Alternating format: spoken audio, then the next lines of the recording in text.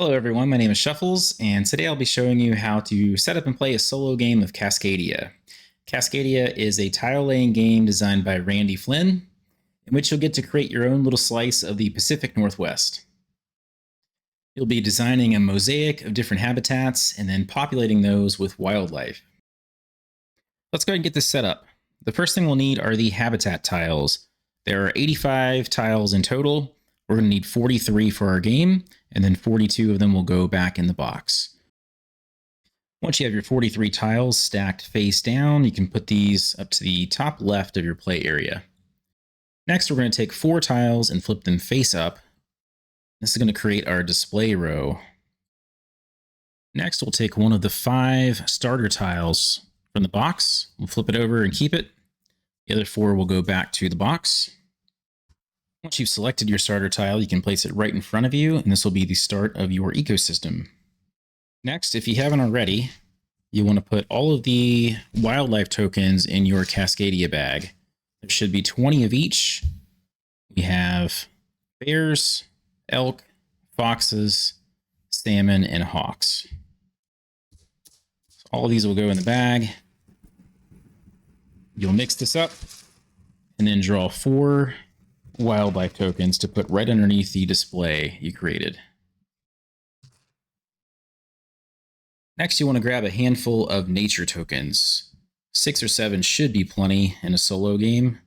I've not run out at that count yet. And once you have these, just set them aside. The last thing we're going to do is grab our scoring cards for the wildlife. And for your first game, whether you're trying to do the beat your own score mode or you're after the scenarios, starting with scenario 1, you're going to take the A cards.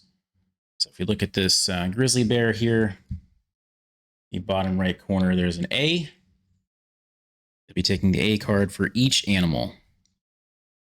Once you have your 5 A cards, you'll want to familiarize yourself with these and then set them aside. So now we're set up and ready to talk about gameplay. So if you look at the starter tile that you picked, whatever it may be, it's going to look something like this. It's going to have 3 different habitat tiles, kind of all connected. It will show all 5 habitat types. So we have mountains, rivers, prairies, wetlands, and forests. We are going to be building off of this tile. And what we'll do on our turn is we're going to choose one of the 4 columns, and we're going to choose the tile and token directly below it. So if we decided to take from this column, we'd be grabbing this fox and the habitat tile. So the habitat tile gets placed adjacent to any of these hexes that we already have. We need to have it share at least one side with an existing hex. So we could do something like this. We could place it here. As long as it's sharing at least one side, it's fine. You do not have to match up the habitat types. So if I wanted to, I could put this one down here, even though there's no river adjacent to it. Now you'll want to match these up because you're going to score more points that way, but there is no restriction on how you place these. As long as they're sharing sides, you're fine. So after you place your tile, you'll place your token if you're able to. So in this case, we have a fox token. The only available spot here is this hex, since it has a fox icon on it. So we'll place our fox here. If we cannot place our wildlife token, we'll have to discard it, and that'll be a lost opportunity for points at the end of the game. So an example of that would be if we take this tile and this deer, or elk, place our tile. We have no elk icons available to us, so we'd have to discard the elk, and that's a missed chance for points. And I should also mention that each habitat tile can only accommodate 1 wildlife token. So we have our fox here on this one. There's a hawk, elk, and fox icon. That tells us what wildlife tokens we can put on it, but we can only put 1 token on it. So once we place our fox on here, we can't add any other wildlife tokens to this tile. After you placed your tile and your wildlife token, you're going to take the tile and token from the display furthest away from your stacks, and you're going to get rid of it for the rest of the game. So we'll discard both of these. Then we'll slide everything down in the display and refill. So we'll be turning over 2 new tiles and drawing 2 new tokens. And that is it for our first turn. So there is no bot or automa to take care of. All we're doing at the end of our turn is discarding the token and tile furthest to the right, and then we move on to our next turn after we replenish. So there are a few more details we need to discuss. The first is overpopulation. At the start of your turn, if there are ever 4 of the same wildlife token in the display, we wipe the display automatically, and these tokens will go away. Then we'll replace those 4 with 4 new tokens. If we happen to draw 4 of the same wildlife token again, we would replace them again. And we'll keep doing that until we get at least 2 different wildlife types. At the start of your turn, if there are 3 of the same wildlife type, you get to decide if you want to discard those or not. So in this case, if we had 3 elk, we could decide, I don't have any place to put elk right now. Let's get rid of these, and then we'll replenish. We aren't able to get rid of the hawk. If we did replace the 3 elk, and we happen to replenish with 3 more hawks, then we would also wipe those hawks, and they would go away. So overpopulation, if there are ever 4 of the same type, they all go away and get replaced. If there are ever 3 at the start of your turn, you get to decide if they go away. And if you do decide to replace them, you can only do that once on your turn. So if we replace these with 3 salmon, we would be stuck with the 3 salmon and the hawk.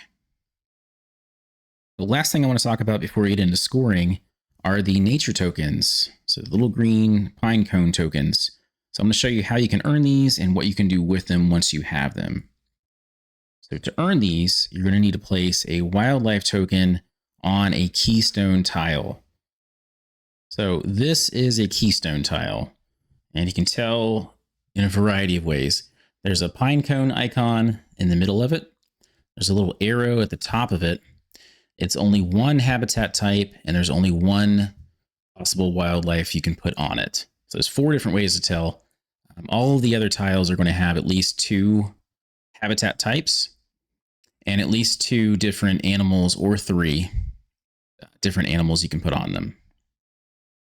So when you take a keystone tile and you place it in your ecosystem, and then you place a wildlife token on the keystone tile, you're going to earn a nature token. To spend a nature token, you're going to discard it, and you can do 2 different things with that. One is to replenish the wildlife tokens if you don't like what's on the board. There's no overpopulation here. We only have 2 hawks, but if I really don't want these hawks, I'm looking for salmon, for example, I can get rid of these and then draw 2 new tokens and try to get salmon. I can get rid of all 4 of them if I wanted to and try for salmon. Or maybe I get rid of 2 hawks and an elk. Keep the bear as a fallback. I'm okay taking a bear, but I really want salmon, and replenish those 3. So that's one use of the nature tokens. The other is to mix and match the tile and token you want to take.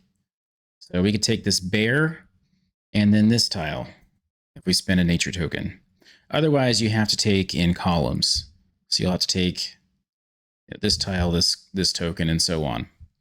So if you really like this tile, but you have no use for the bear, for example, grab a tile, and we'll take the hawk instead. So that is it for gameplay. You're going to have 20 turns to build your ecosystem, and then you'll go into scoring once you can no longer replenish a full row of tiles. So here's our completed game of Cascadia, and here's our scoring sheet. So we're ready to talk about scoring. We'll run through scoring sheet real quick. We're going to be scoring each different wildlife type first, and we'll get a total for wildlife. Then we'll move on to habitat types with a total for that as well. Finally, we'll add our 2 points for our 2 remaining nature tokens, and then we'll get a total score and see how we did. So first on the list is bears.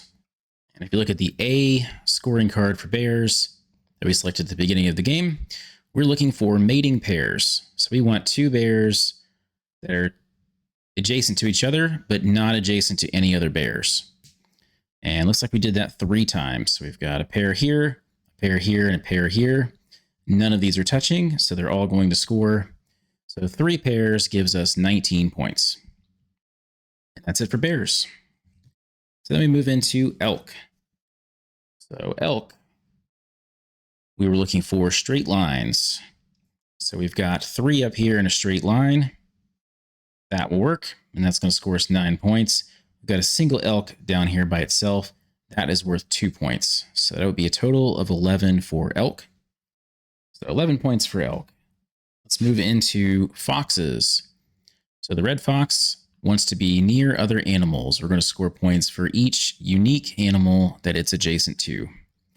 So we'll start at the top here. This fox is adjacent to a hawk and several elk. That's going to give us 2 points. Fox in the middle here is adjacent to elk, salmon, and bears. That's going to be worth 3 points. We've scored a total of 5 for foxes.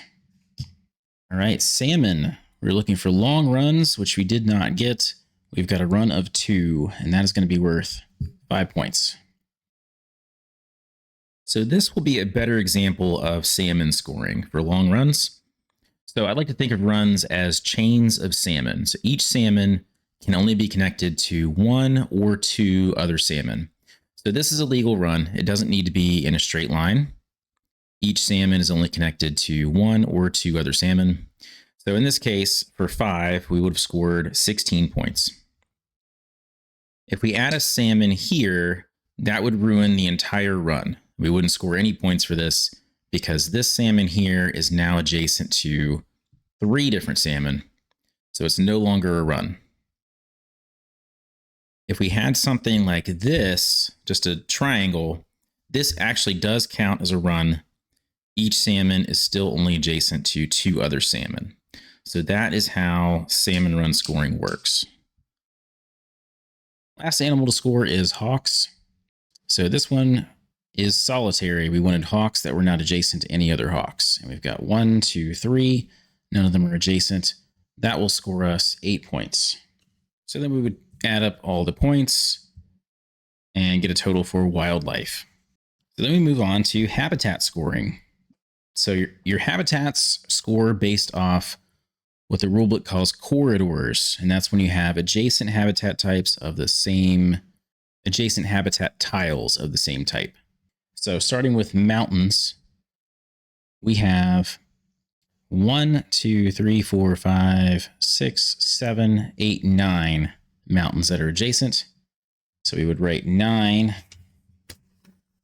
on the left side of this little slash.